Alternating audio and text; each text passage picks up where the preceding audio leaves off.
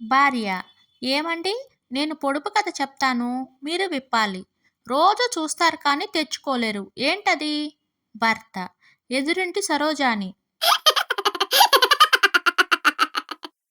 భార్య: ఏమండి? నాకు ఓ డౌటు. ఫైర్ స్టేషన్‌లో మగవాళ్ళనెందుకు తీసుకుంటారు? ఆడవాళ్ళనెందుకు తీసుకోరు? భర్త: పిచ్చిదానా!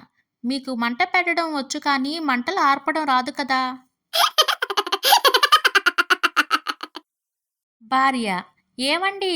లంచ్ రెడీ అయింది. బాక్స్‌లో పెట్టమంటారా? భర్త: పెన్ డ్రైవ్‌లో పెట్టవే, సిస్టమ్‌లో పెట్టుకుని తింటా. భార్య: తినే ముందు ఇంకో కాపీ చేసుకోండి, రేపటికుంటుంది.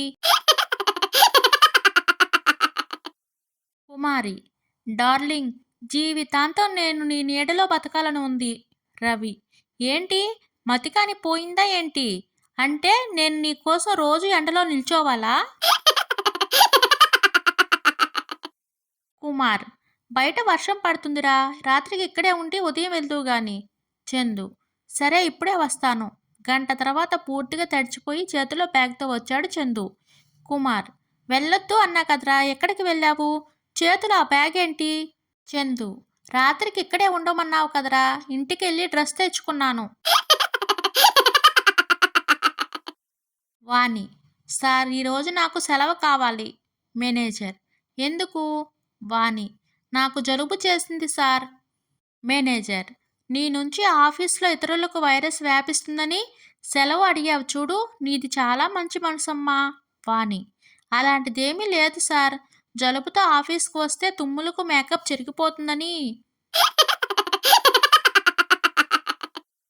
తల్లితో ప్రేమగా మాట్లాడాలి. తండ్రితో మర్యాదగా మాట్లాడాలి. తోడబుట్టిన వాళ్ళతో అనురాగంగా మాట్లాడాలి. గురువులతో గౌరవంగా మాట్లాడాలి. మిత్రులతో మనస్ఫూర్తిగా మాట్లాడాలి.